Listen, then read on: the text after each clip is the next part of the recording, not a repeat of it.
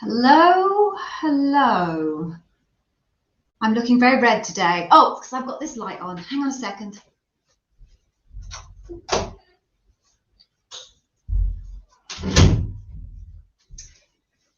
There we go. Yes, there you go. Now I don't look like I've been sat in a sunbed for hours on end. I don't know why it does that. The light in my room and the ceiling there makes me look like this ridiculous bright red colour. Hello everyone. I'm sorry, I'm not wearing my branded top today. It's behind me there. I forgot to put it on, which is a bit crazy. So you know it's me, right? You know it's me. I don't need to wear my branded t-shirt for you to know it's me. All right, so hello, happy Monday. I hope you all had a fantastic weekend. I spent my entire weekend cleaning. Fun. I used to have a cleaner, but they never ever cleaned to my standards. I have IOHS, insist on a high standards, cleaning my house, and I've had many cleaners over the years and they never do it well enough, so I end up doing it myself again, and then I'm just wasting money. So I spent my week cleaning my house. So I hope you had a more enjoyable weekend than I did. So as usual, whilst we wait for everybody else to show up, because they're always tardy, why don't we say hello, tell me where you're from,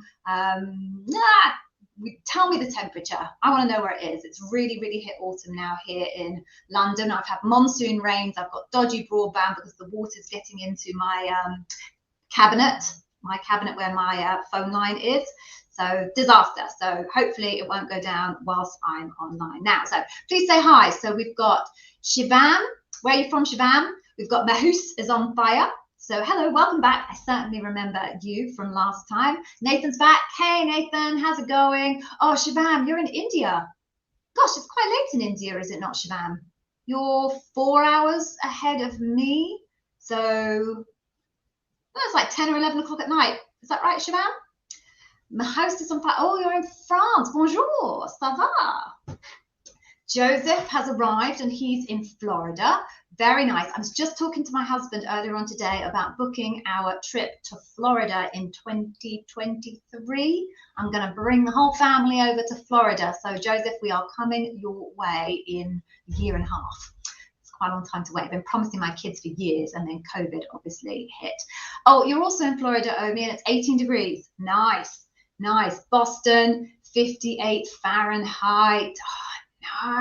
Nice. Oh, Rav, I wish I was there, honestly. I'd love to go to Boston. My husband's Irish, and I reckon he could wander around all the time in Boston and go from pub to pub to pub to pub, and they would all be Irish pubs. That's my assumption about Boston anyway. Who else have we got? So, Nathan, where are you coming from?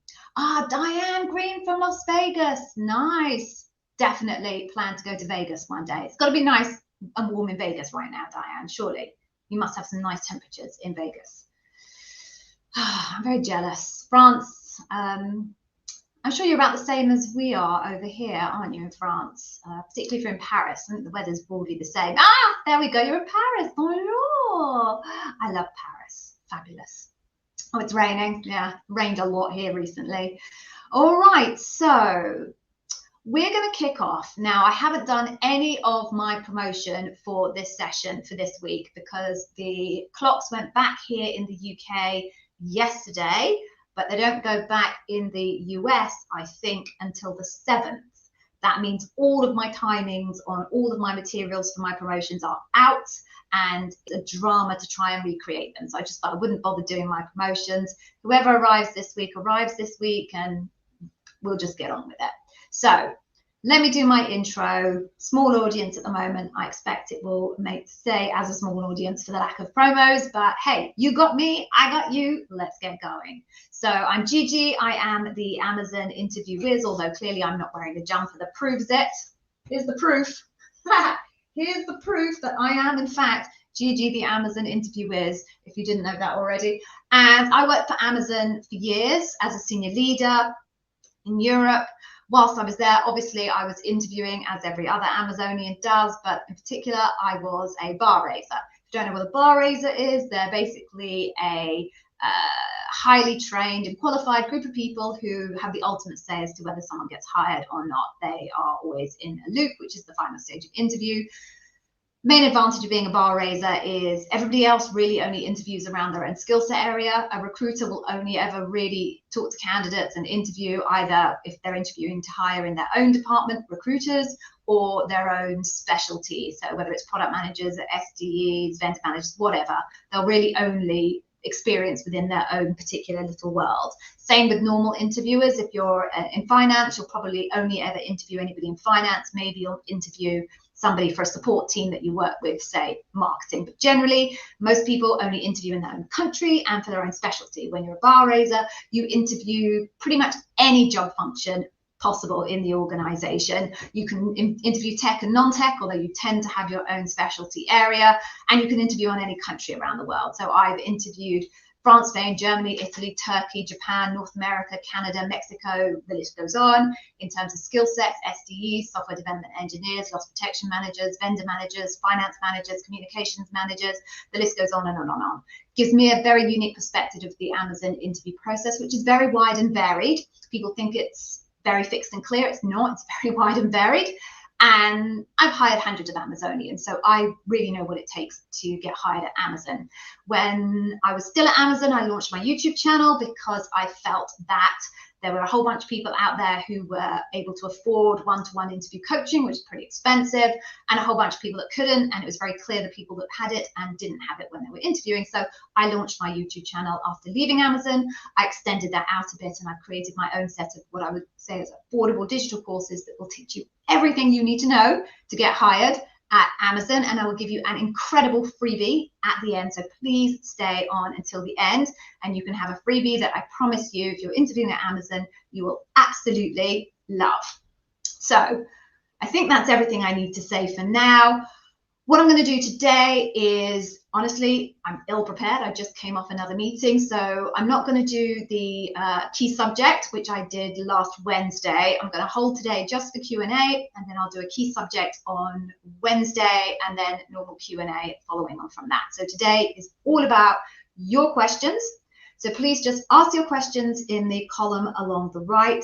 I should be able to answer the overwhelming majority of them. If your question is incredibly specific to your role and custom to your role, possibly I'm not going to be able to answer it because it's a level of technicality that no one person is going to know the deep detail of thousands of roles in Amazon. So if you ask one something like that, I might just tell you I can't answer it and skip over it, but hopefully, broadly speaking, I should be able to answer pretty much anything you ask. Please don't ask me for general advice. I have, what, 3.5, 4, 5 hours now worth of that on my YouTube channel. So if you're just looking for general tips, start with the YouTube channel. So with that said, why don't we just get going and see how we get on? I will say hello to people as they arrive. Hopefully it's not too echoey. Again, ill prepared today. Do not have my kind of plethora of duvets, which I usually have to absorb the noise. So I do apologize if it's a little bit echoey. So let me just say hello to a few more people, and then please do ask your questions and I will answer them for you. Shalom, Yael, welcome. How are you doing? And Enosh, both of you from Israel. Fabulous. Okay, Joseph, let me just have a look at your question here.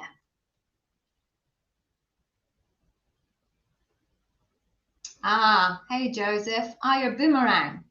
So you left the company as L5 in operations 3 months ago, and now you're interviewing for an L6. Interesting. Okay. Any advice on answering the inevitable, why did you leave Amazon? Joseph, my advice on all of these types of questions is generally tell the truth. Transparency is a miracle. Obviously, you need to shape it appropriately. You know, you can't say my boss was horrendous and I had to escape, because that just takes you down a rabbit hole. But generally speaking, say the truth. So maybe you felt, you wanted to find more opportunities, you wanted to diversify at the time, there was nothing in Amazon that suited you, so you decided to move to another company. Maybe that didn't work out, you can be honest about that, but when you then started to look at opportunities in Amazon, you identified this particular role which looked perfect, and you wish this role had come up a few months ago when you were still in Amazon looking for those opportunities. So generally, tell the truth, shape it so it sounds positive. Everybody's circumstances are going to be slightly different, Joseph, but good luck. Hey, my host is on fire. So you really have to scrape the bottom of the drawer to find some backup stories. Do I think it's okay to use 2 small examples to build a single story? As long as they're connected, I suppose. So don't shove together two random examples that bear no relationship to each other whatsoever. But if you're, for example, you want to come up with a bias for action example, you could talk about a couple of different examples of bias for action. How you shape that narrative so that you don't run through a whole star example and then run through a whole other star example is going to be tricky, obviously, because you're going to be asked a question. No one's going to say to you, can you give me an example of how you've shown bias for action? They're going to ask you a very specific question, like, tell me about a time where you had to make a decision under pressure and you didn't have enough time to analyze all of the data. You're telling them about a time. So maybe, but you're going to have to think quite carefully about how you pull those 2 stories together, and without knowing exactly what your 2 stories is, it's quite hard to give you specific advice. But I would say don't assume that you can do a full story, STARI story, and then do another full STARI story. You're going to probably have to find a way to combine it. I hope that makes sense. The other thing you can do, obviously, is repeat. We have talked about this before in terms of when you can repeat. So maybe my host on fire, if you're really scraping the bottom of the barrel, try thinking about the stories that you really like and that you think are really impressive, and look at them and see if you could possibly reframe those for different leadership principles where you're running short. Okay, Sarah 2014, hello, welcome back. Good to see you again. What else do we have? Enosh, that's a very specific question about ISV success manager roles. I couldn't tell you exactly how many years of experience is required to become an ISV success manager. There are thousands of different roles in Amazon, and there's no way I could tell you the experience requirements for each of them. So I'm sorry, I cannot answer that one for you. It's way too job specific. Okay. Hey, Omi, you're welcome, as always. You've got your first phone interview tomorrow. Is it okay to repeat stories there and on loop? Okay, so Omi, head back to, I think it's Wednesday's session, where I did a key topic and spoke quite extensively, about repeating and when you can and when you can't and how you should do it. So head back to that. It is all chaptered in my history of lives. Very briefly, I will say, yes, it is, but you have to be careful, and ideally you want to materially reshape that example for a different leadership principle. Head back to last Wednesday's live and listen to the opening of that, and that gives you a lot of detail about what you can or should and should not do. Okie dokie. Let's see what else we've got.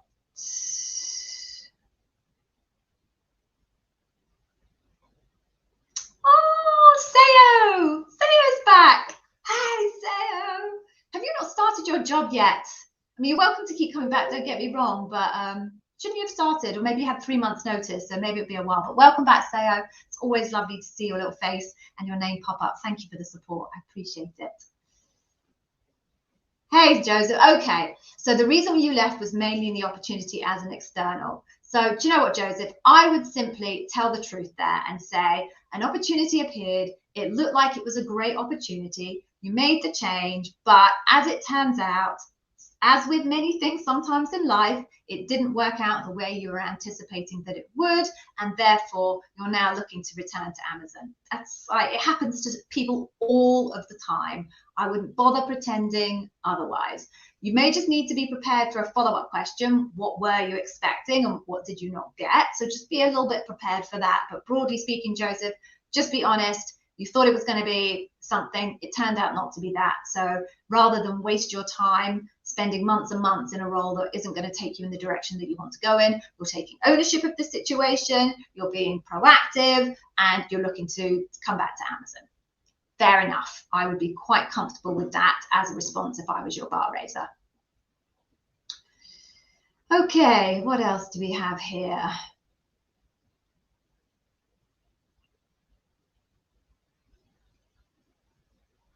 Okay. Hey Seema, how you doing? So what are the main things you need to concentrate on so that you can be successful in an Amazon Senior TPM L6 interview? So first thing, best to try and understand the key leadership principles that your hiring manager is looking for. So you need to go through your job description line by line by line to try and identify what the key leadership principles are.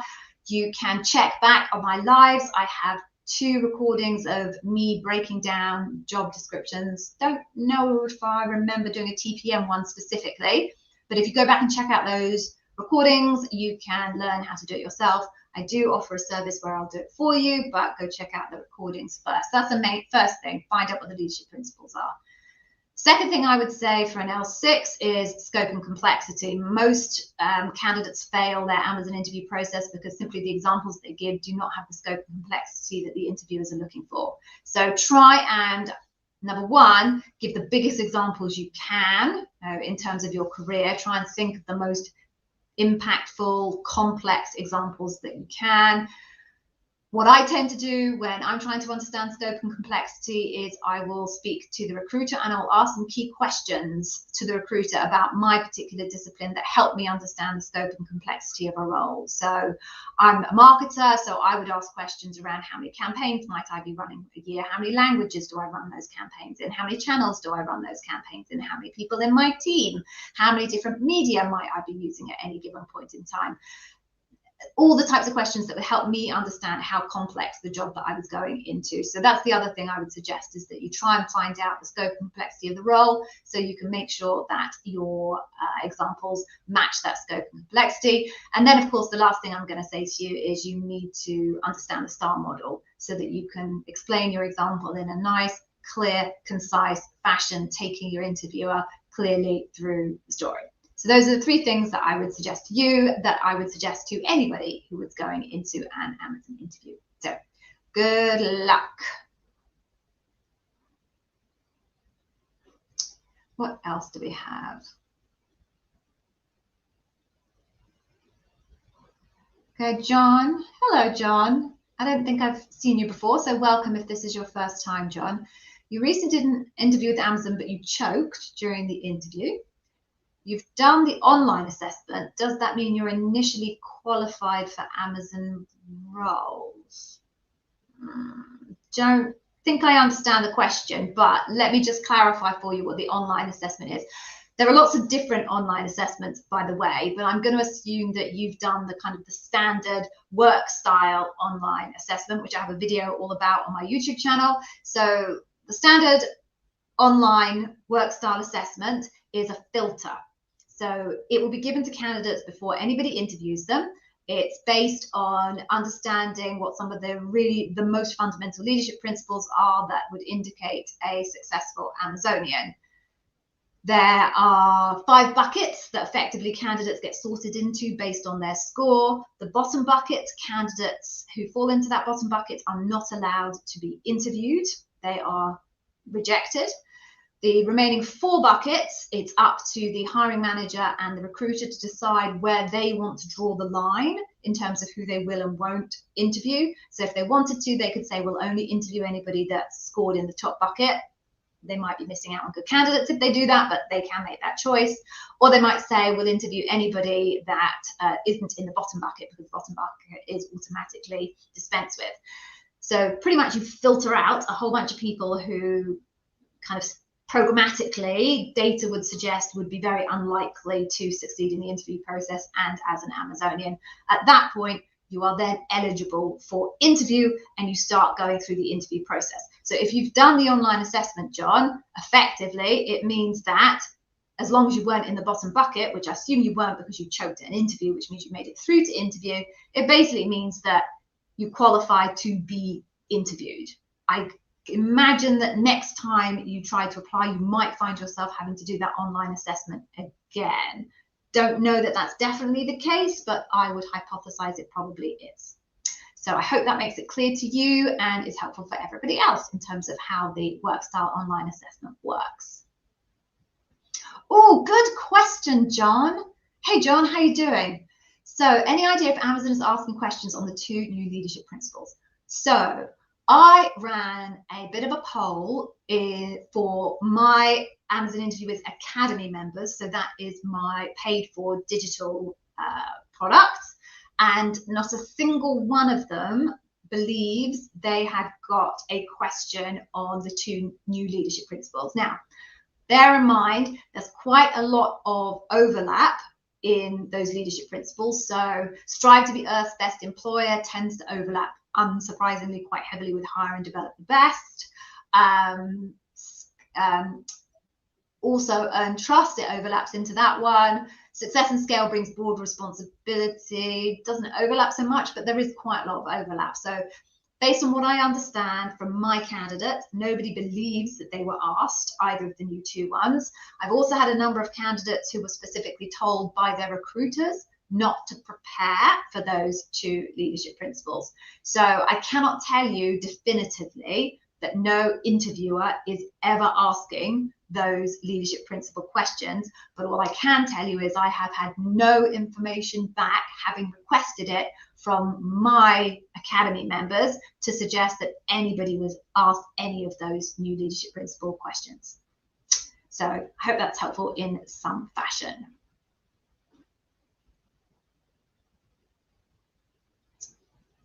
Okay.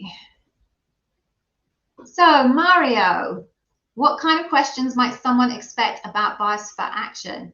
So why don't you head to my website, which is amazoninterviewwiz.com.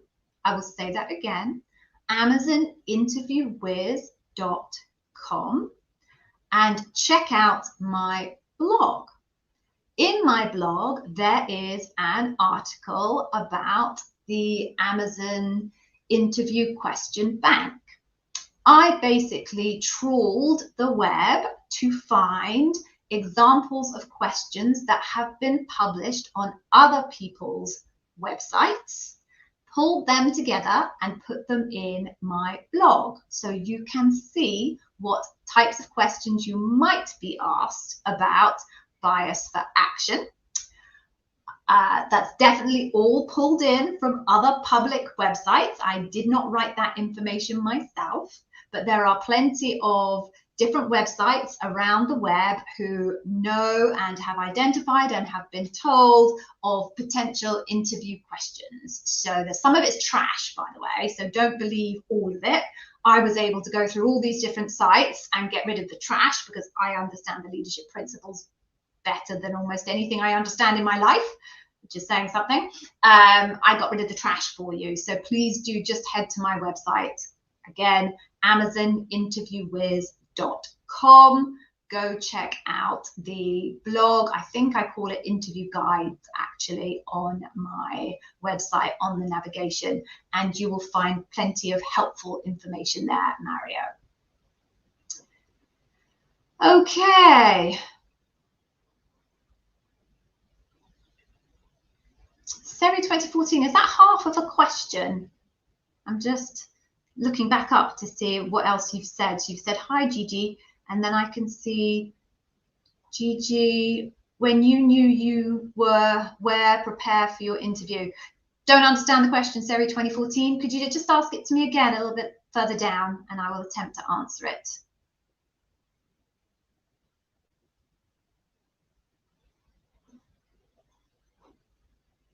Hey, L Kangry 17. Yeah, so you've got a technical interview coming up for a QA. Yeah, so I understand QA. And the email said that you might need to answer algorithmic types of questions. You're totally lost since you're not a developer. Yeah. I don't know what to say to you. I mean, I've worked with QAs before, And yes, I'm not surprised that question would throw you. It does seem a little bit bizarre. Now, here's my best tip for you, because I can't make head nor tail of that. That doesn't make any sense to me. I'm going to send you to a website which is called sdeskills.com.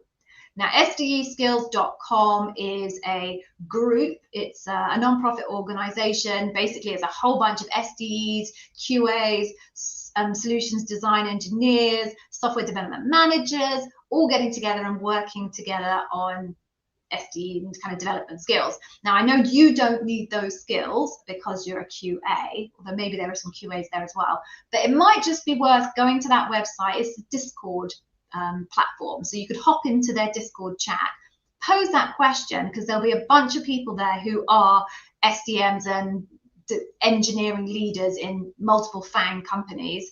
Go in there and pose that question there. They might be able to offer you a level of insight. There'll be tons of Amazonians there, trust me. I know a whole bunch of them. If you pose that question, then they might be able to give you a little bit more insight from a technical standpoint, why somebody might be talking to you about questions on algorithmic types, bearing in mind you're a QA. So I'm sorry, I can't answer this specifically because I'm as baffled as you are, but maybe they can. So again, sdeskills.com. I hope they can give you a bit more clarity. Okay. Hey, Juan. Oh, yeah, you've got a job. Crowd cheers for Juan. Congratulations, Juan. Okay, you've received your offer letter as an intern, but you want to ask me the way to answer it. And once again, thank you so much. So, Juan, do you mean that you've received a letter with a financial offer in it and you would like me to help you understand how to negotiate in terms of the offer? Not quite clear whether you've had an offer conversation yet with your recruiter or not. So whether you're asking me the technical process for responding to an offer letter or whether you're asking me about negotiation, I'm not clear. So please just re-ask me that question a little bit further down with a bit more clarity as to which of those two routes you'd like me to offer you some advice on. Hey, Al. Shalom. So where in the process should you expect the writing assessment? Is it before loop? Yes. So not everyone's going to be asked the writing assessment. If you are interviewing for an L6 role or above, or if you're in a role where writing is a particularly important skill, like product manager, you might be asked to do a writing sample in a more junior role, say an L5. So not everyone gets the writing sample, just so that everybody's clear. If you are going to get the writing sample, yes, you should be asked to submit it before your loop.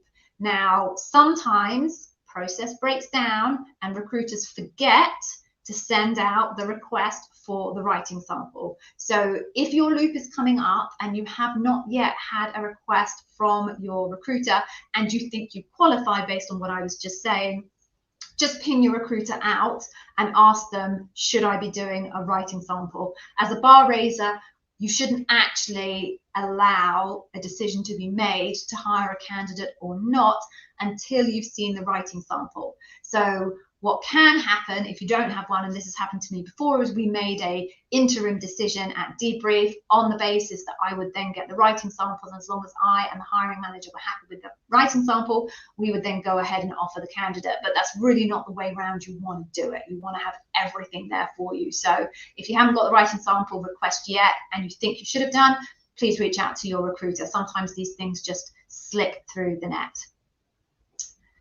Okay. Hey, Mario. So if you are interviewing for an IC, which means individual contributor, if you didn't know, but you've got lots of experience managing teams, is it still okay to use stories about managing a team? Yeah, for sure. Absolutely, for sure. No reason why you wouldn't do that, particularly because generally I suspect that those examples will have a level of scope and complexity that they might not do if you were just talking about things that you did on your own. So yes, Mario, by all means, use examples where you were a manager. No problem with that. Abhinav, hello, welcome, welcome. Ashley Green, Ashley Green's back. Oh, Ashley Green always makes me smile. Welcome back, Ashley. It's always lovely to see you. Okay, so Abhinav, I'm just going to quickly say to you, I'm not going to tell you, and I can't tell you which leadership principles you should focus on for a solutions architect, because actually every single role is different. Different teams are going to have different priorities, different managers are going to have different priorities, different business units are going to have different priorities. I do job description reviews for candidates all the time. I do many of them that are program manager roles, technical program manager roles, and they're all different. Some are the same, some common leadership principles, but the priorities and the stat ranking is quite different between those different job descriptions. So what you need to do is go and have a look at your job description, read it through line by line by line by line, and try and identify which leadership principles link to the language that is being used in your job description. If you would like some guidance on how to do that, I have 2 episodes in my lives. If you just check on the YouTube channel where I have done that live for candidates. I'm not sure if I've got a solutions architect one in there or not, but just look at what I do from a technique point of view, and that should help you identify which leadership principles that you should focus on. I can do it for you. There is a link in there if you would be interested in that service from me. Okay, so what I'm just going to do is pause momentarily here and ask you at this point to please like the stream. It makes a massive difference to my content's ability to appear in the algorithm if people who use my content show that they like it. The positive signals of comments and thumbs up feeds the algorithm and tells them that there's somebody here who actually knows what they're talking about and gives useful advice. And I feel pretty good that I meet those 2 criteria. So before we move on any further, I'm going to ask you to please just now click that thumbs up button. That also includes anybody that's watching this on replay. I'm asking you to do it too. So I'm going to count down 3, 2, 1, and I'm going to say click the button. And I'm going to sing a ridiculously humiliating song just to fill the time, because otherwise I'm sat here in my room in silence. So 3, I got that right. 3 fingers. 2, 1, go. Like the stream, I like the stream. Like the stream, I like the stream, I like the stream, I like the stream, I like the stream, like the stream, everybody like GG stream. There we go. There's complete and utter humiliation for me once again, but hopefully you have, whilst killing yourselves, laughing at my idiocy, liked the stream. I can't see how many of you have, but I'm going to assume you did. So thank you for those of you who did, and for those of you who didn't, why? Anyway, moving on then. So let me see what other questions I have. That's so embarrassing. What a girl will do to appear in YouTube, eh? In that old algorithm. Right.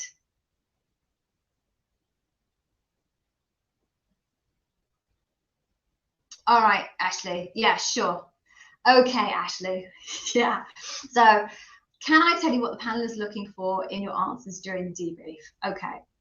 So I'm going to just explain to you. I did used to have a video on this, but I had to get rid of it. But I'll give you a high-level view of this. Obviously, this differs for different leadership principles. So Amazon is excellent in terms of the support materials that it offers its interviewers to help them understand what they should be scoring and what good looks like. So when you do the training, which is called Making Great Hiring Decisions, there is a bunch of training materials, which includes the Amazon interview question bank. And what it will also give you as an interviewer is the definition of each leadership principle. And then there's a section where it tells you what good looks like and what not good looks like. So in your process of assessing a candidate's answer, you would know that you were asking them a question about bias for action. You would read this document and you would say, this is what good looks like from a bias for action point of view, and you would be looking for those types of behaviors in the answer. Ultimately, you are required to score a candidate on a 5-point scale. So there is strength, mild strength, mixed, mild concern, and concern. And it's basically your judgment as to where on that scale the person falls. Now, there is guidance. So, for example, if there's guidance that says you would use mixed as an example if the examples that you got were kind of, yeah, it was a mixture between what the document tells you is good looks like and what the document tells you not good looks like. So yeah, somewhere in between, you go for mixed. Or maybe if you only got one example in all of the data that you've gathered that suggests this person was good at bias for action, but they never, ever, ever mentioned anything again in all my 3 questions that I asked them. I only got 1-2 bits of information about bias for action, and they never really mentioned anything that way again. You know, I can't call it strength. I saw something, but it couldn't be strength. On the vice versa, on the other side, you might be saying, I got 2 really, really impressive examples that match all of this data that says what good looks like. I asked 2 questions and both examples were jam-packed with these things that Amazon is telling me looks good from a bias for action point of view, and therefore strength. So again, it's not one of those things that is 100% empirical. No interview process is 100% empirical. Based on my experience, Amazon is the most data-driven, most empirical process I've ever come across. There's so much guidance around it, but there is a level of judgment. So Ashley, I can't tell you for exactly every single leadership principle what they're looking for in your answers. You might want to check out my Customer Obsession Leadership Principle Masterclass at the end, because that will get you about as close as anybody's going to get you when it comes to explaining to you what the interviewer is looking for customer obsession. But it's very different. So I can't say, I'm not going to say it, sorry, I said I cannot tell you. I could, and I go into great detail in my leadership principle masterclasses, but I can't do it now because that would take me about 3 hours. So I'm not going to do that. So check out my Customer Obsession Leadership Principle Masterclass at the end if you haven't already, Ashley, and that will give you a sense of what exactly that they're looking for in Customer Obsession. And then what would happen is once you're clear on what they're looking for in Customer Obsession, or once I was clear from the interviewer's point of view, I would then be making a judgment call as to how many times did I see this, and therefore did I not at all, and therefore am I going to set strength, mixed, mild concern, or concern. Hope that made sense. Okay.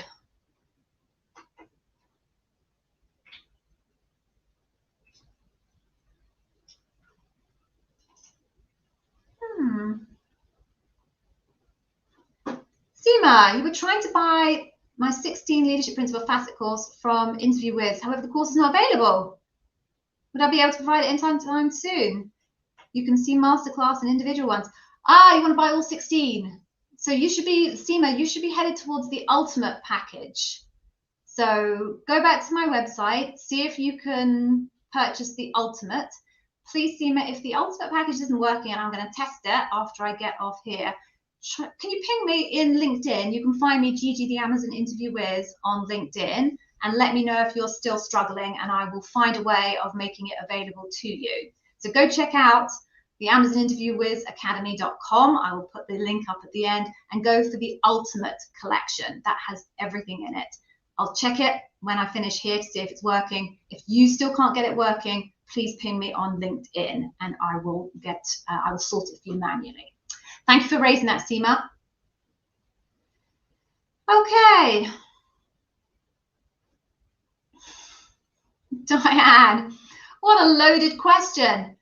Is poor job training common for Amazon, and will they fire you if they don't believe you're raising the bar? All right. So Diane, obviously I cannot speak to the answer of is poor job training common for Amazon. I'm one person.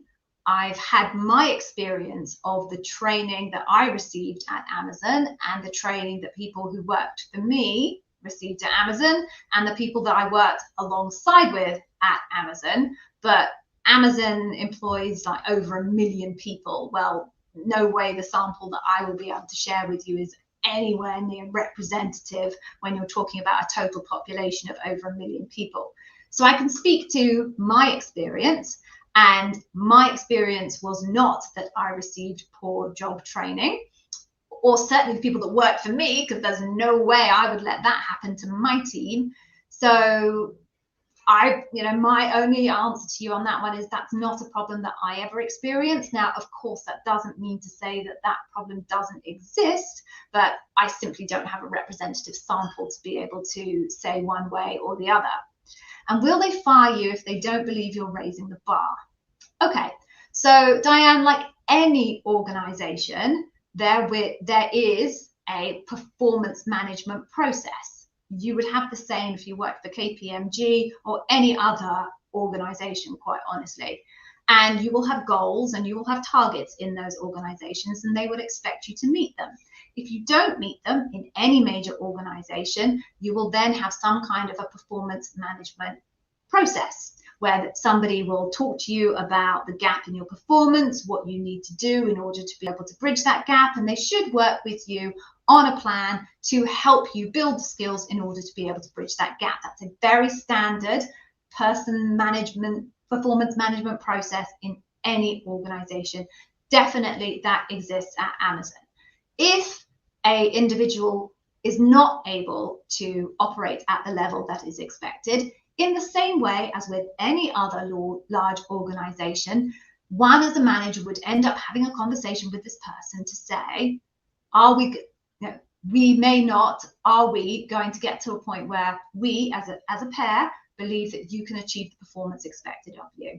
Have I personally had people who have left my team because they weren't able to meet the bar, the requirements of the job? Absolutely. But sure, that happened to me in Amazon. It happened to me in British Telecom, where I worked beforehand. Happened to me in Aircom, where I worked before that. It's a very normal process and part of working in a business. So will they fire you?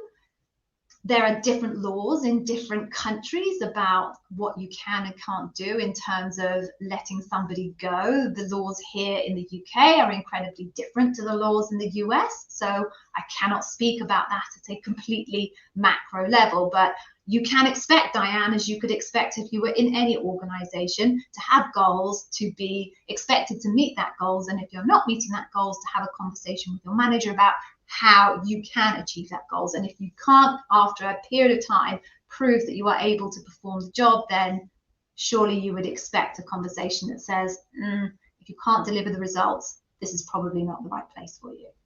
So I know that's not the exact answer you were looking for, but I'm afraid your question doesn't lead me to a place where I can give you exact answers, but I hope that was helpful in some way.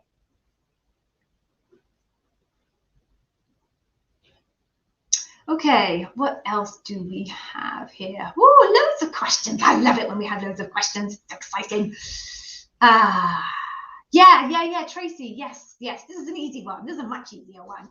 Okay, so can I give you a rough mapping? Yes, although you have hit on a really important point here, Tracy, which is it's rough, okay? So there's, as with so many things in Amazon, there's kind of the core blueprint, and then there's the deviations around it. So rough mapping goes manager, so let's say finance. I always pick on finance. I don't know why, but I do. So a finance manager is probably going to be an L5. They don't often employ L4s in finance. Maybe that was a bad choice, but a finance manager, maybe a vendor manager, that's going to be an L4, L5. Then an L6 is going to be a senior finance manager. So that's roughly an L6. So not roughly, that is an L6, a senior finance manager. Finance also have 6.5s, which no other job family has at all. So we'll just pretend that that doesn't exist. Then you're going to have an L7, which is going to be a senior manager finance. Now, some teams also use the term principal. So they replace senior manager with the word principal. So you might have a senior manager product management, or they might call themselves principal product management. You might have a senior manager finance, or they might call themselves a principal finance manager. Same goes for marketing. You might have a senior manager marketing, or you might have a principal marketing.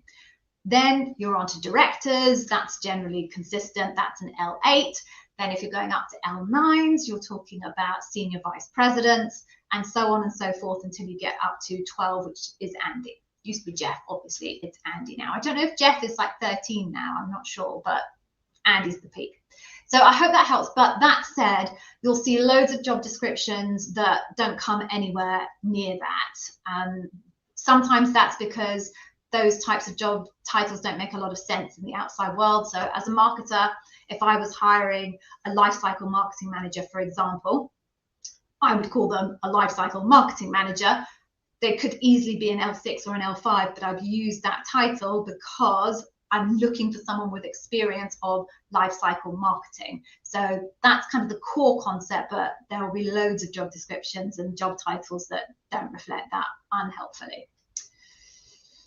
Okay.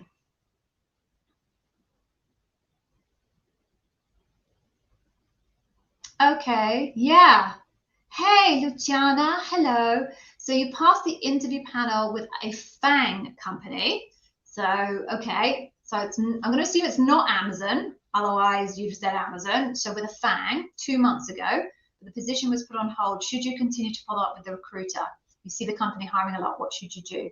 So I've not worked for any of the other FANG companies. I was in a different big tech company before I joined Amazon.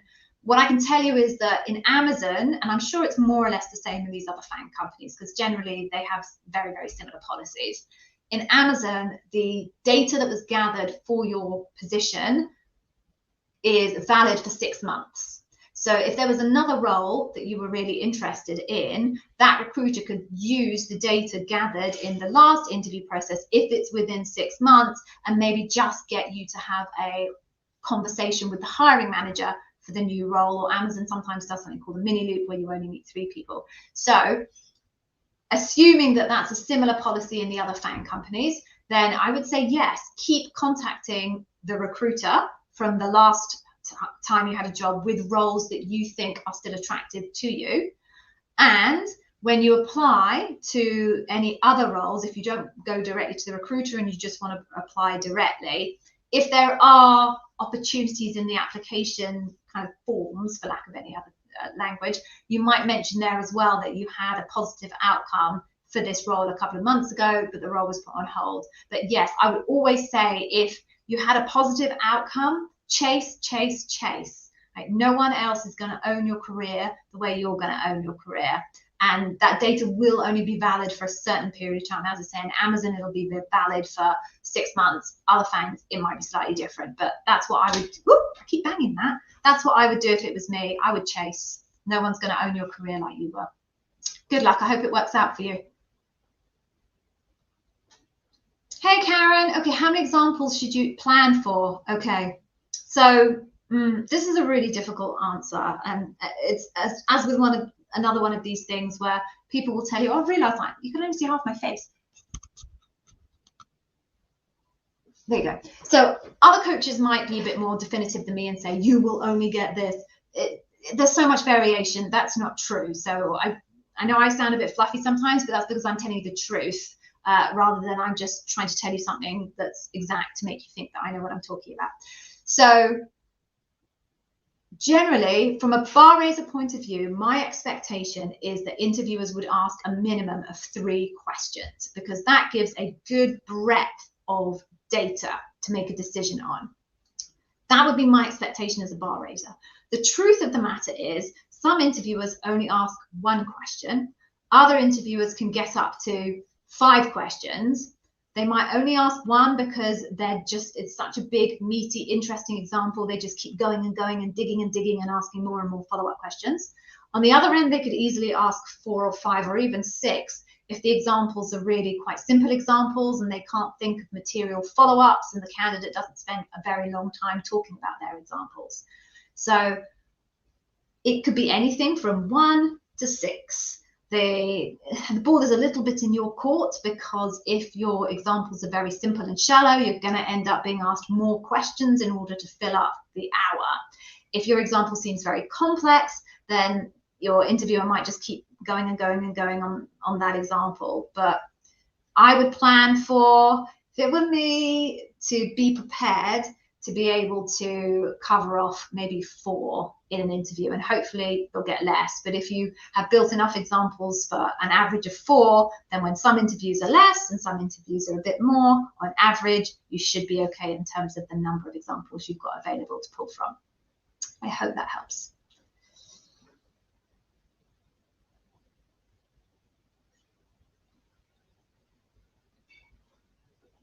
Hey, Jasmine. So you've done one loop interview, but you've still got more, and the RC isn't responsive and a bit inconsistent. Should you reach out to someone else? It's been going on for over 30 days. Gee, Jasmine.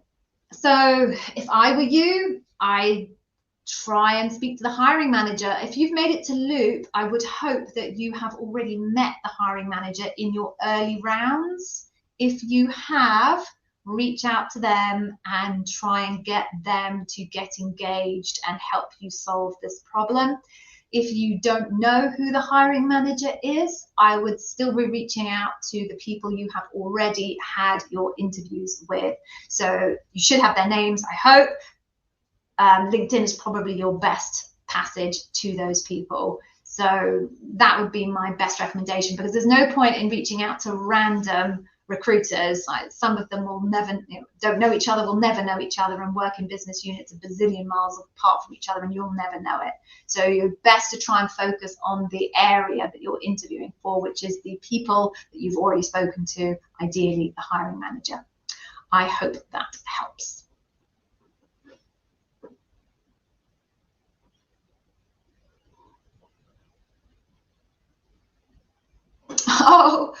Oh, bless you. So you're one of my Academy members, Alcangry17, and you've been punishing yourself with binary trees. Oh my God, I don't fancy that at all.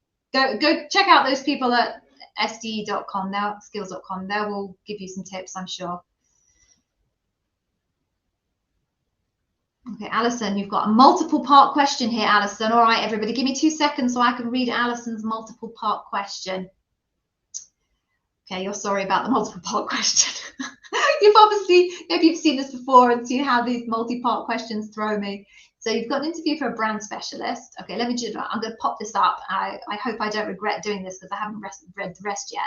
So you've got an interview for a brand specialist. I've done loads of bar raising for brand specialist roles. Okay. You spent a week preparing for the interview and watching my videos. Okay. Your interview rescheduled because of a family emergency, and then was 8 minutes late to your interview. Yeah, that happens. Okay. You come from a media background, and it was like they just didn't like any of your answers. Okay. They chose not to move you forward, but should you keep applying? Okay. Okay, and then there's another one down here. Come on, Alison, how many sections are there? And they passed your information on because they think you're a good fit for Amazon. How likely do I think you'll get another interview? Oh, last one, I think Amazon, you thought the brand specialist entry level. It is, so you're super devastated right now. Is the door closed for me? Thank you for my help. Right, okay, Amazon, that was possibly the longest questions I've ever answered, but I'm going to summarize that up, which is you applied for a brand specialist. They decided not to move forward with you. You're a little bit disappointed. Should you apply again? Yes, Alison, it is an entry-level role, but that doesn't mean to say that the bar isn't really high. Just because it's entry-level, it doesn't mean that it's easy. It just means it's the lowest level of entry in Amazon. It's not, by the way, brand specialist isn't, but don't mistake entry-level role with easy, right? You have to be bar raising at that level in Amazon. So you'll be going up against people with the same experience as you, the same amount of experience, broadly the same kind of level of competencies and deliveries and achievements based on your resume. So, don't kick yourself that you thought it was going to be easy and it wasn't easy and you didn't get hired and therefore you're like really bad. No. It's not easy to raise the bar as a brand specialist. I know, because I've bar raised on loads of brand specialist loops. So keep reapplying, Alison. You probably want to go back over the leadership principles and really, really make sure that you understand them, so that you make sure that next time you go, you've got some really, really good examples that speak very specifically to the leadership principles. And my point about it's not easy is very valid. You really need to think about the most complex examples you can come up with from your career history, because you will be competing with a whole bunch of existing Amazonians who perform at a very high level. That's your competition. So don't despair. It doesn't mean that you are bad at your job. It just means that it is difficult to get into Amazon. So you can try again. So try again. Good luck. Okay. Let's see what else we have here. Oh, I've only got 4 minutes left. I don't know how that happened. All right, so. Oh, Juan from earlier on. You should just call the recruiter and say, yes, I want to accept this offer if you haven't already. And then they should send you a whole bunch of links to things that you have to sign, official documents and things. So yeah, just call them up and say, yep, that's fine. Next steps, please. And they'll send you a whole bunch of links to loads of online documents that you have to sign. So just do that. Shouldn't be tricky. Okay. Right, let me just see. We've got a few minutes left. So let me just have a scroll and see what else we can find.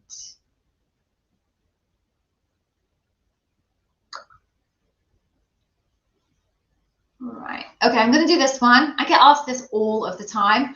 I'm not sure if I have a YouTube video about this specifically. If I don't, I should, so I'll check back on that. How long should a typical answer be? And if I'm giving an example that's extensive, is it okay to go above that typical time constraint? Okay, so I don't believe in typical time constraints, and I don't think you should be listening to anybody that tells you that your example should only be X long, 2 to 3 minutes, right? I don't believe in that. The length of your example is going to depend on the scope and complexity of the example, and the scope and the complexity of the example is going to depend on what level you're operating at. So if you're a brand specialist, talk about Alison here. If I was meeting with brand specialists, it's entry-level roles. They probably don't have very, very complex examples to give me. So for a brand specialist, I would probably say 3 to 4 minutes would be a perfectly adequate level length of example. It'll cover off the key things that I would expect of a brand specialist. If I was interviewing a principal product manager, L7, I'm expecting complex examples with scope and complexity and big impact.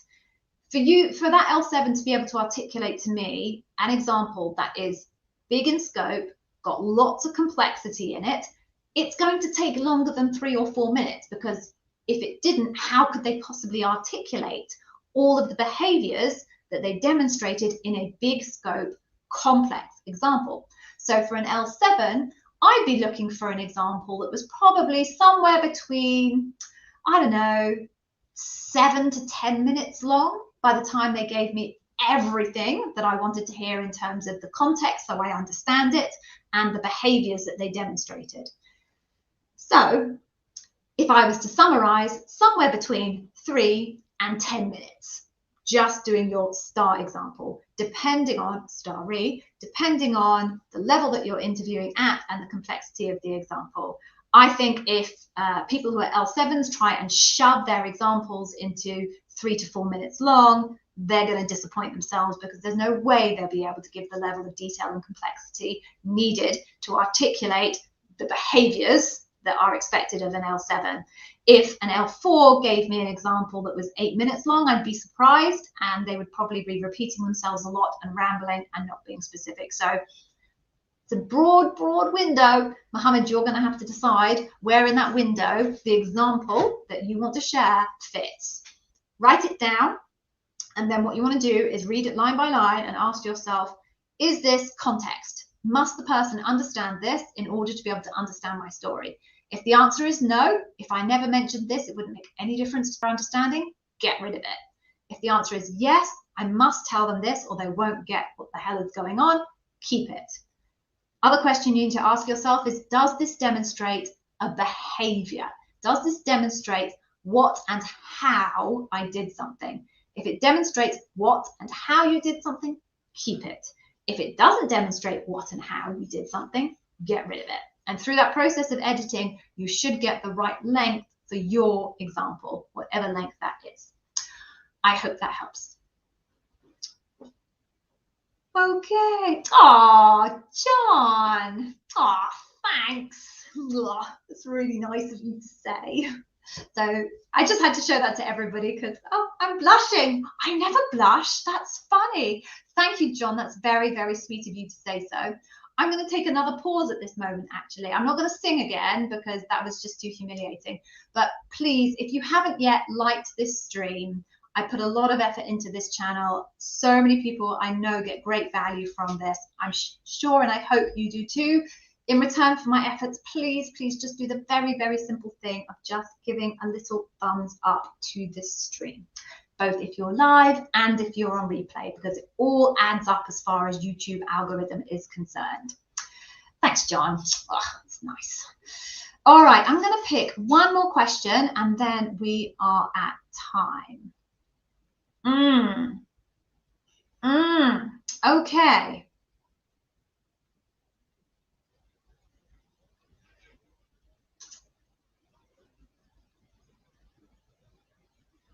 There we go. Right. Would I suggest, good question, Omi. You ask good questions, Omi. Always good questions from you. So would I suggest it's a good strategy to incorporate multiple leadership principles in an example? You've got a really good story that incorporates bias for action, ownership, frugality, and high standards. All right, so I recommend you answer the question.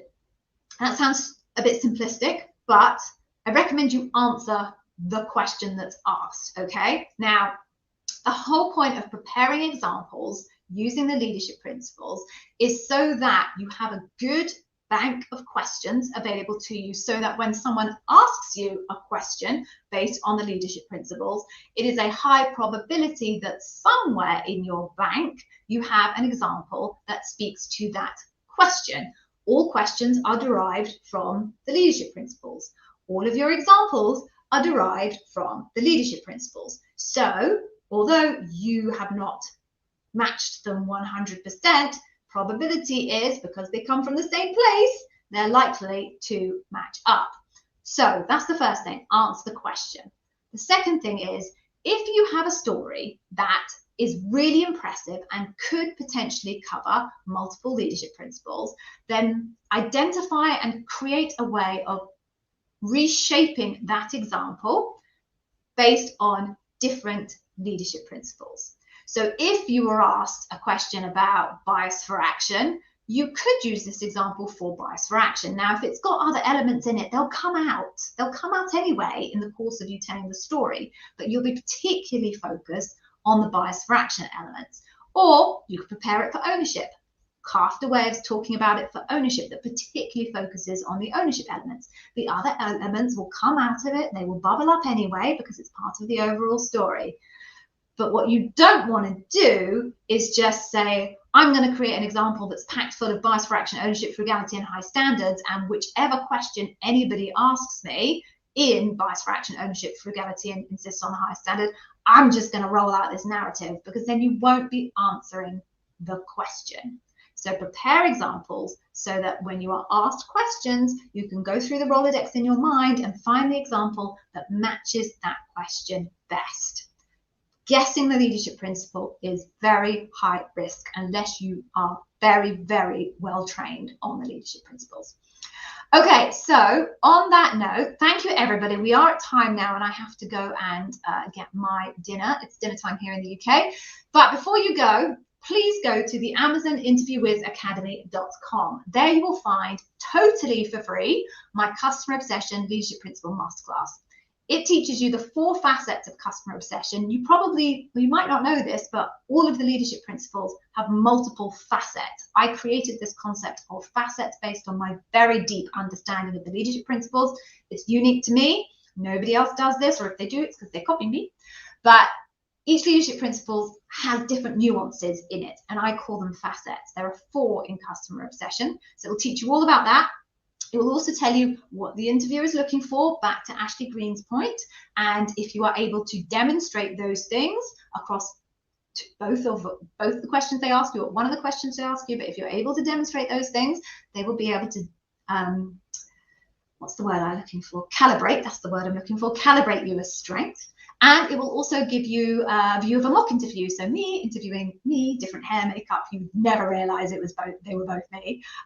So that you can see how a mock interview will go at Amazon and how to land those key behaviors and things that the interviewer is looking for actually in an interview. So go check that out, totally free. I won't chase you with marketing, upsell afterwards. Pretty much every single person who's interviewed at Amazon is going to get asked about customer obsession. So That's why I give that one away for free. I want you to love it. I want you to buy other parts of my product, obviously. But if you don't, I at least know it wasn't a waste of your time to watch that content. I'm very confident that you will be asked customer obsession. So no strings attached. Absolutely no reason why you wouldn't go and get that masterclass completely for free. So please take it and enjoy it and make use of it. So on that note then, thank you very much for joining. I'm back again on Wednesday, same time. I won't say what time because we're all in different time zones now, but please come back on Wednesday for more of the same. I will have a key topic as an intro on Wednesday. Thank you for joining. For those of you who've managed to get roles, congratulations. For those of you who have interviews coming up, I wish you the very, very best of luck. And if you have other questions, you can always put a question into YouTube. I aim to respond to everybody's questions within about 24 hours. So until I see you again, thank you very much. Please don't forget to like the stream if you haven't already. I would appreciate it. Be safe, take care, look after yourselves and your families. Bye-bye.